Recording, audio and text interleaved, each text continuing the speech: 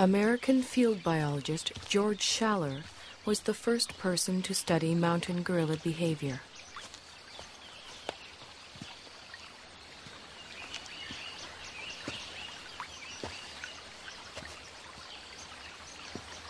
He and his wife Kay spent a year in the forest in 1959.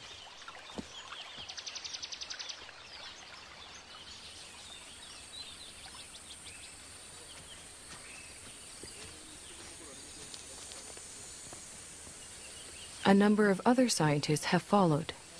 Among them, current director of the Karasoke Research Center, Diane Doran. Hi. Hi. You made it. Good to see you. Hi. Hi, nice to see you. You made it just in time. The patrol's going out, and I was going out to see gorillas with Barabagwiza. Would you like to come along? Wonderful. Great. Okay. Tuginde. Tundagwiza.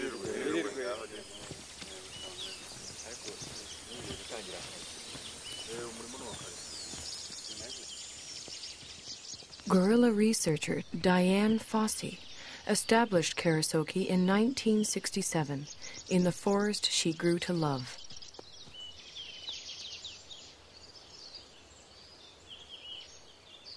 For Schaller, too, the forest became an enchanted place.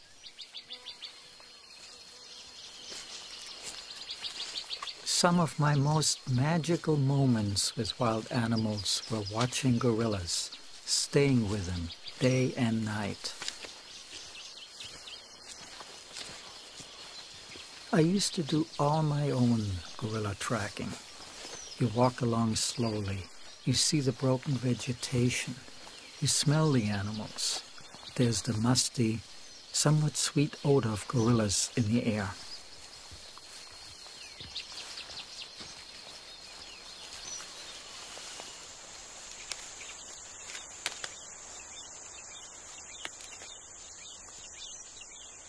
When you follow them hour after hour, you adapt to their rhythm of doing things.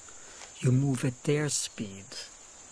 You start thinking at their speed, almost. And that is a lovely feeling for a biologist, to seemingly enter into the lives of the animals without disturbing them.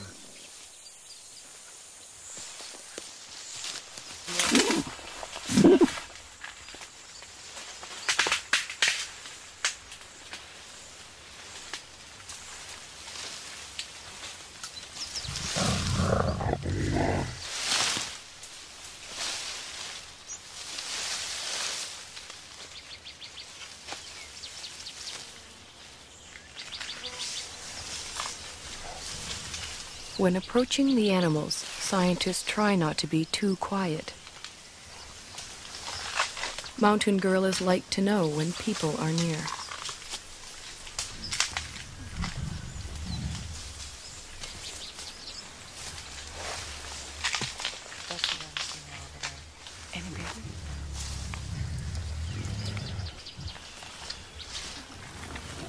The mountain gorilla's day is spent feeding and resting.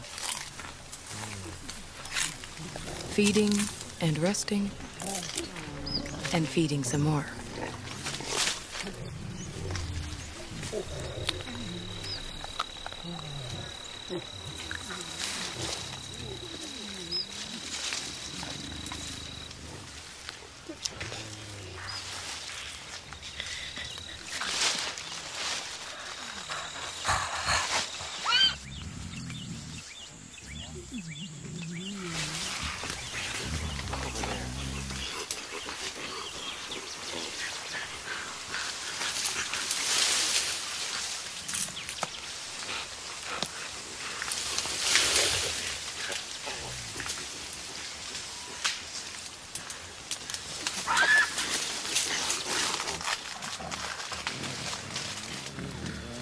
There are only a few hundred mountain gorillas left in the world. Most live as part of a family. The father and protector of this family is the male silverback, Umagumi. He acts as a magnet for the group. The females gather around him. Their infants and offspring gather around them.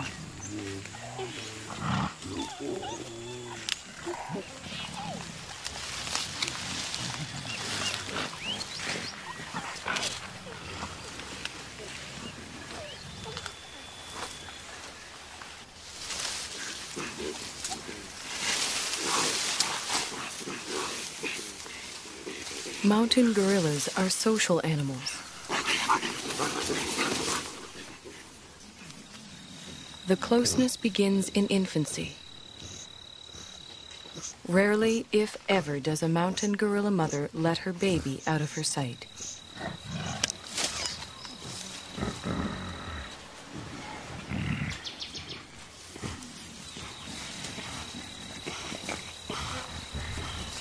The baby, for his part, likes nothing better than to make contact with the other members of the group.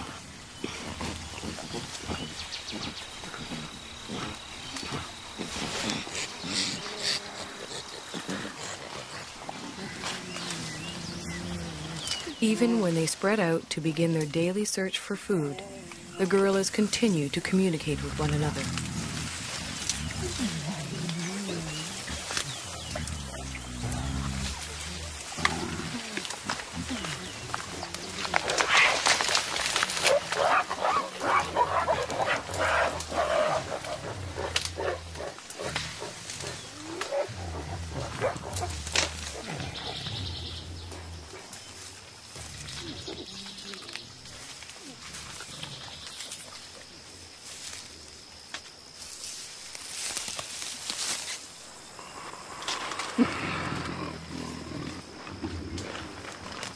While the adults devote most of their waking hours to foraging for food, the youngsters devote most of theirs to play. Park guards have named this 3-year-old Nzeli.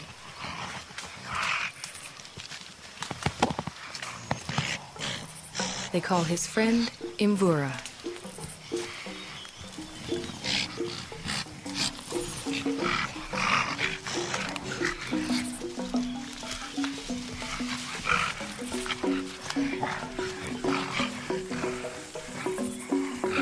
At 8 years, Karira is a bit of a bully. Mashushwe is only 4.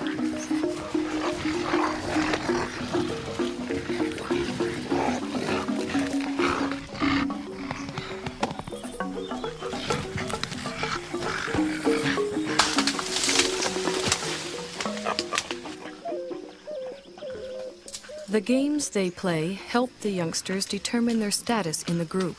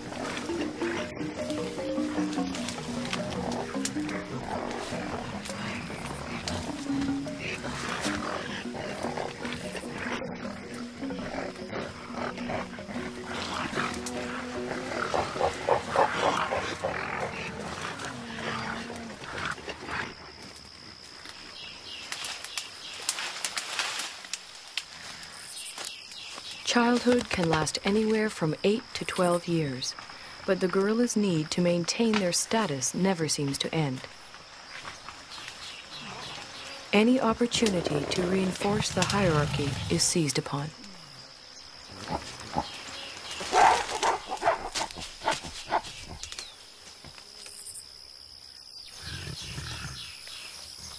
Then comes young adulthood.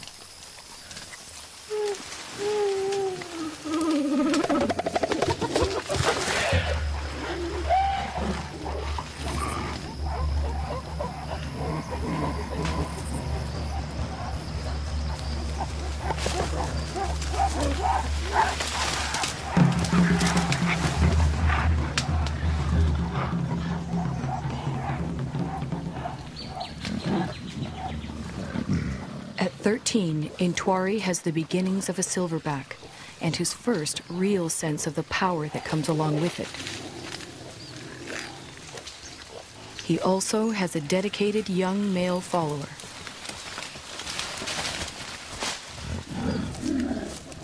But what Intwari really wants is the attention and allegiance of the females in the group.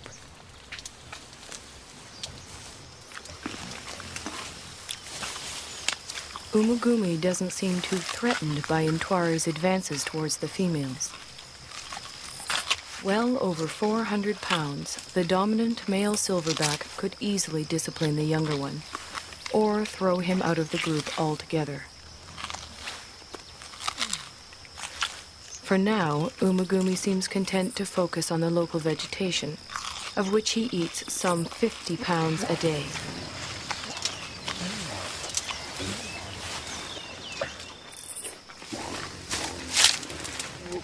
Mountain gorillas are mainly vegetarian, with a few ants and grubs thrown in for good measure.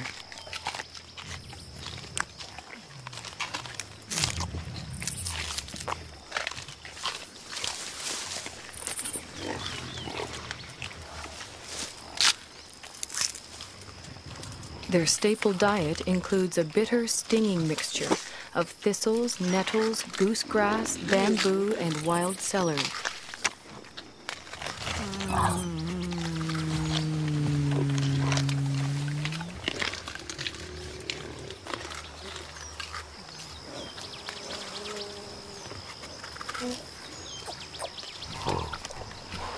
Although he has already begun to experiment with the food his mother likes to eat, Abumwe will continue to rely on her milk until he's 3 years old.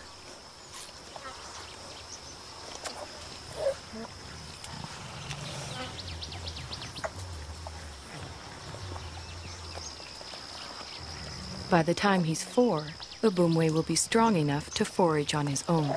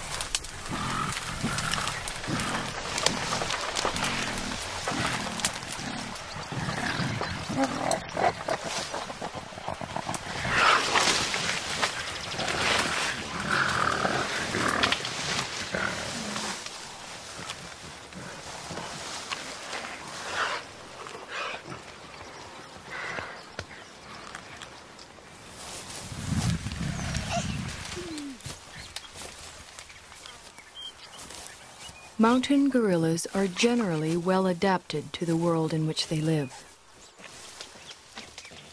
But however idyllic their home may appear, for the youngsters in the group, the mountains hold many perils. Many newborns simply don't survive.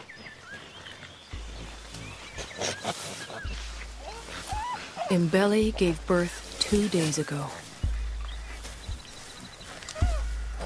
It will be several months before she can even let go of her baby, much less let him out of her sight.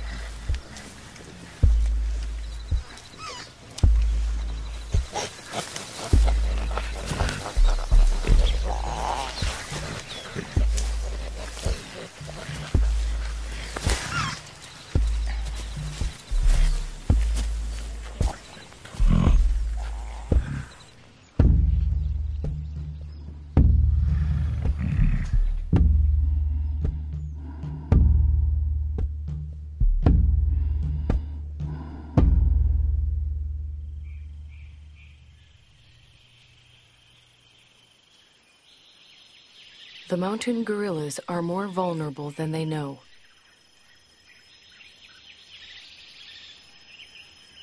Their ancestral home is much smaller than it once was.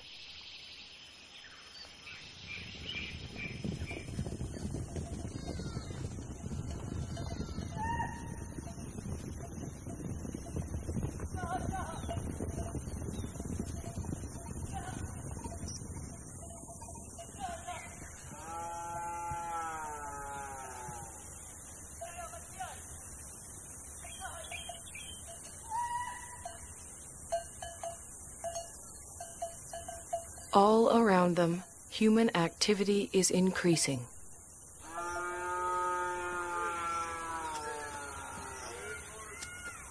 Yet the mountain gorillas continue to live and move in ways familiar to them for generations.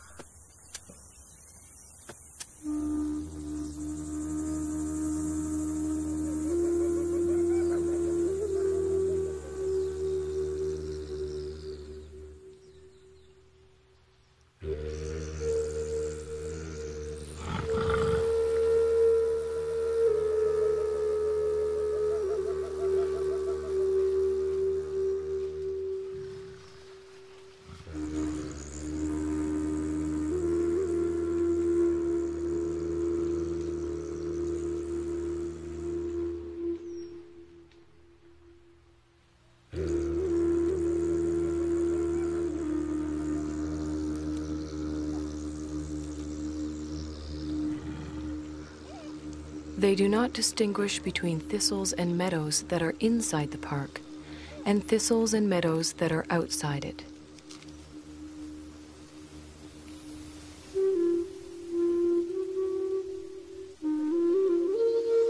They simply go where their never-ending search for food takes them. Only now they find others there.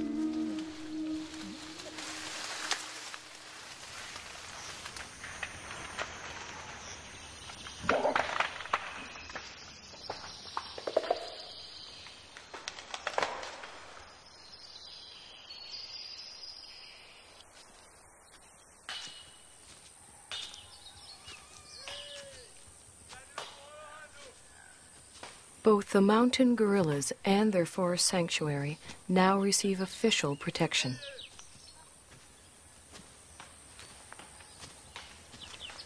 Park guards and anti-poaching patrols go to the forest every day.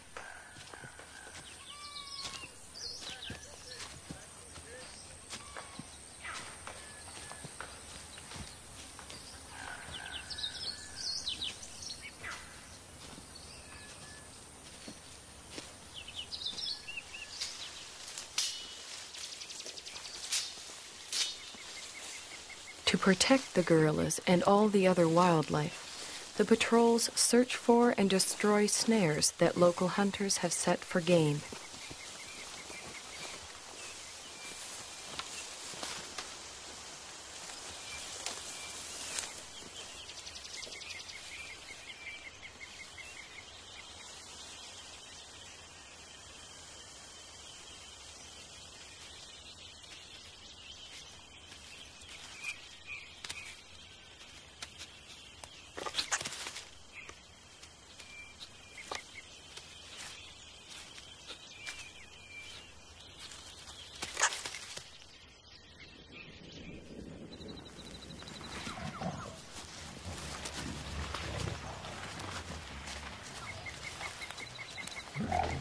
The guards search the forest, checking on the gorillas' whereabouts and welfare.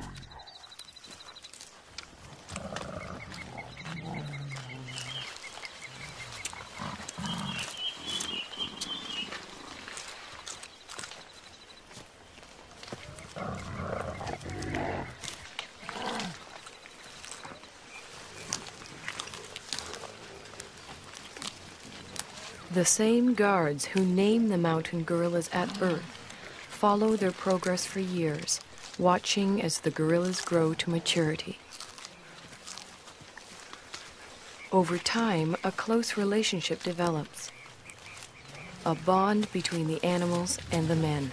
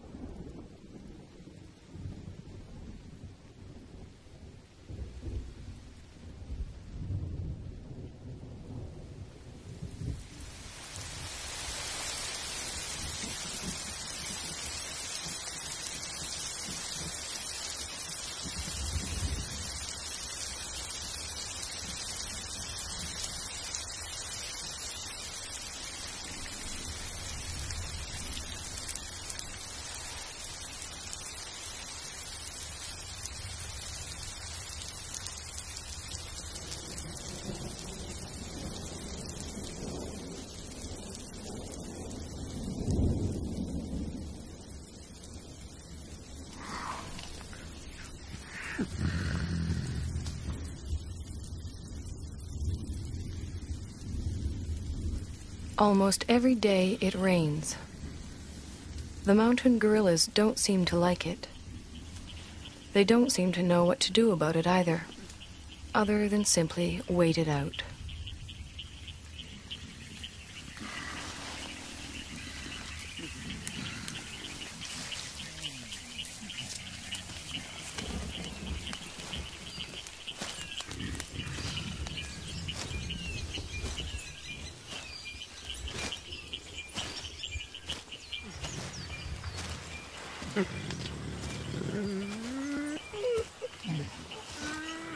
At least the rain provides them with a rich supply of food.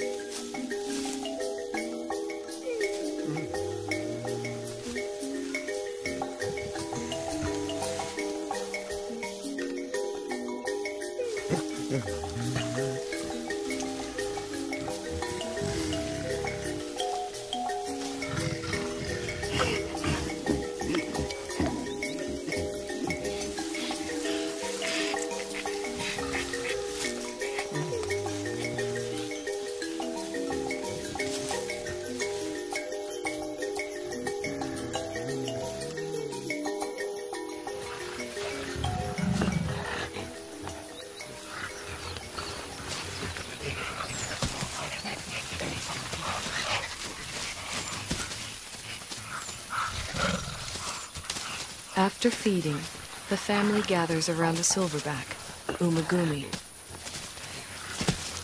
While the adults rest, the youngsters play.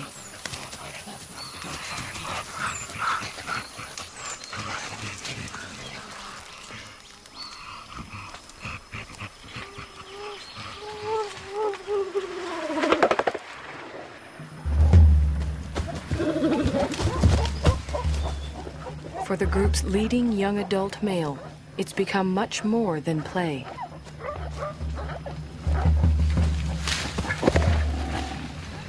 Left unchecked, Intwari's newfound strength could eventually tear the group apart.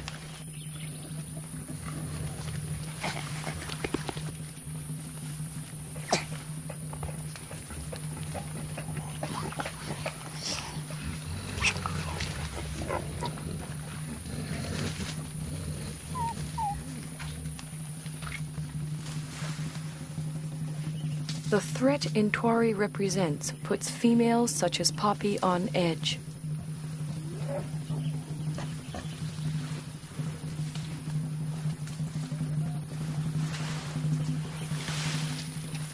Determined to get some kind of reaction from the others, Intwari bites into an inedible plant and contemplates his next move.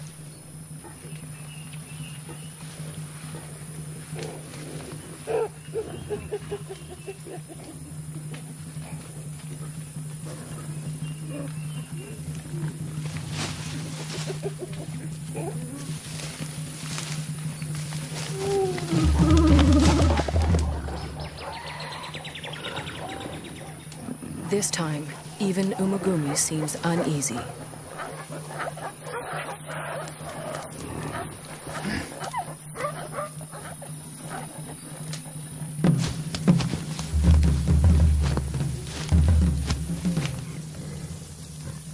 Intwari is presenting himself as their new leader, but the females don't see it that way.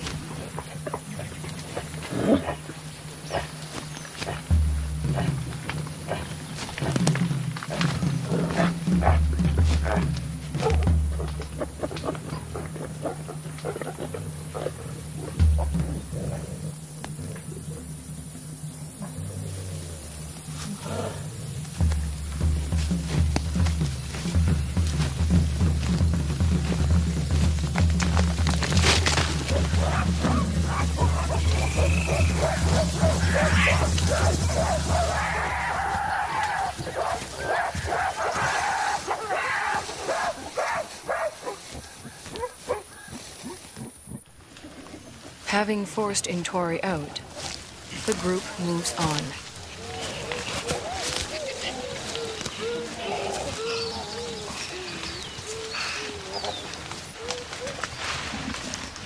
Before she joins them,